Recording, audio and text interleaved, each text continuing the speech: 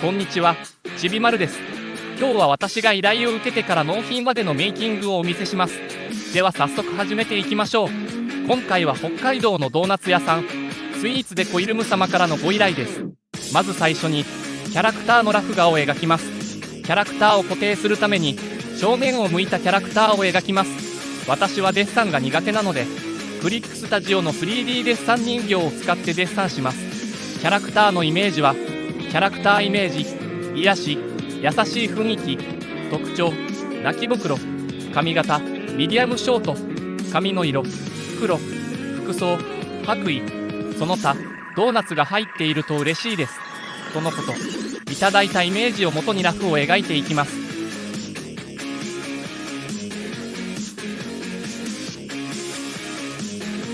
次に、ラフ画に色をつけます。この着色作業で、キャラクターの印象が変わることもあるため、イメージに合う色を塗っていきます。ラフ画の下に新しいレイヤーを作り、そこに色を塗り込んでいきます。この時、塗り漏れがないように注意が必要です。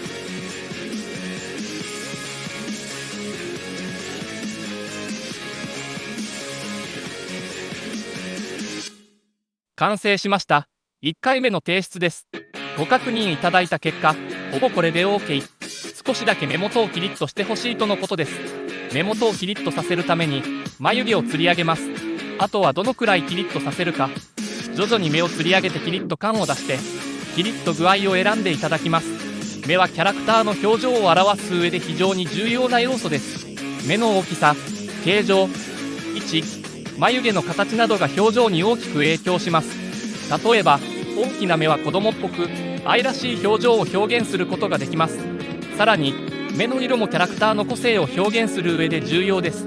明るい色は明るく元気なキャラクターに、暗い色はクールで落ち着いた雰囲気を表現するのに適しています。そのため目の表現はイラスト制作において非常に重要であり、多くのイラストレーターは目の表現に細心の注意を払っています。完成しました。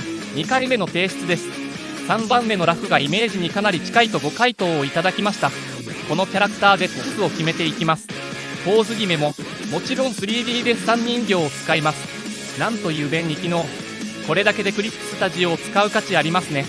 ただ 3D デッサン人形の操作には慣れるまで少し時間がかかるので、デッサンが得意な方は普通に描いた方が早いかもしれません。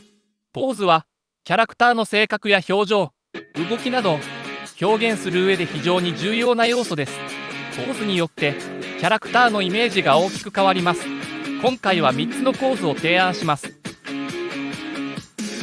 1つ目はドーナツをどうぞって感じを出しました。2つ目はドーナツを持って少しクールな感じを出しました。3つ目はドーナツに座ってドーナツと一体感を出してみました。録画をミスってしまいポーズのラフ画部分がごっそりと抜けました。完成しました。3回目の提出です。1つ目のポーズが自分っぽくて良いと回答をいただけました。溶けそうになっているところが良いとのことでした。あとは口にドーナツを加えさせてほしいとのことなので修正していきます。口にドーナツを加えさせます。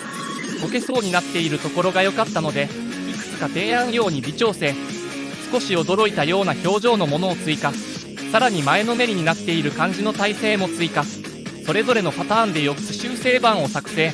完成しました。4回目の提出です。3番目のラフが一番ピンとくるとのことでした。ここからラフに色を入れていきます。最初の正面イラストを元に色を塗ります。ドーナツは依頼者様のドーナツ屋さんのインスタグラムを拝見し、できるだけ商品と似たものを描かせていただきました。すごく美味しそうで、描いてる間よだれが。完成しました。5回目の提出です。色的にはほぼ問題がないとのこと。箱の開いているスペースに店の名前、イルムと入れてほしいとご要望をいただきました。早速修正です。空いているスペースに名前を入れました。しかし名前を入れる場所に違和感を感じたため、少し箱を大きくして箱の横側に名前を入れるように修正しました。最初の状態のまま名前を入れたものと、箱を大きくして側面に名前を入れたもの、2パターンを作成し、どちらが良いか選んでいただきます。完成しました。6回目の提出です。側面に名前を入れたパターンが自然とのことで、こちらのパターンを使用していきます。次にアイコンの作成を行います。どのくらいの範囲をアイコン内に収めるかの確認です。全身が見えるくらいから顔のアップまで拡大率を変えて3パターン作成します。完成しました。7回目の提出です。描いてもらった部分は余すところなく載せたいとのことで、全身が見えるもので進めることになりました。そう言っていただけるととても嬉しいですね。アイコンに関してここで少し提案をしました。もともとアイコン枠は黒と伺っていたのですが、枠をドーナツ風にするとさらに良くなるのではと思い、アイコン枠をドーナツ風に変更しました。あと、アイコンにするとキャラクターが小さくなってしまうので、少しでもキャラクターを大きく見せるために、キャラクターとドーナツを近づかせて拡大率を大きくしてみます。背景は単色で何でも良いということだったので、オレンジ寄りの黄色にしました。一度これで提案してみます。完成しました。8回目の提出です。こちらの提案を全て受け入れていただけました。提案を受け入れられるとすごく嬉しいです。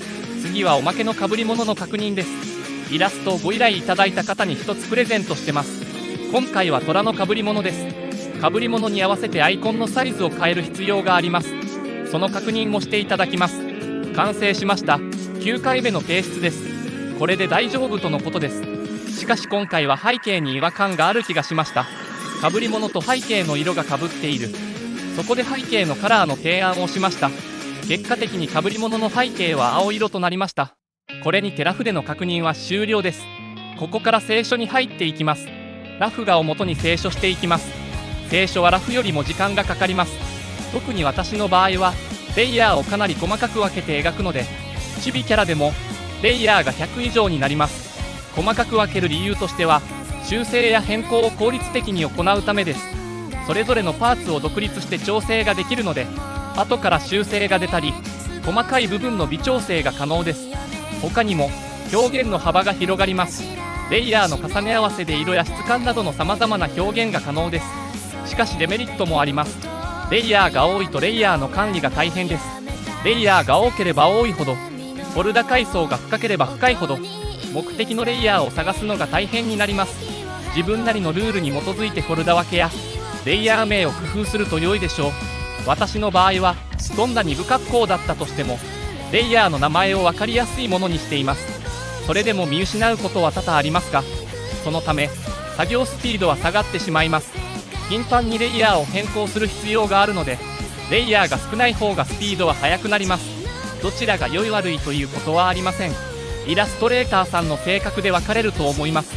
他にもレイヤーが多いデメリットとしては、ファイルサイズが大きくなりがちでメモリ不足になり、動きが遅くなったり、保存や読み込みに時間がかかる可能性があります。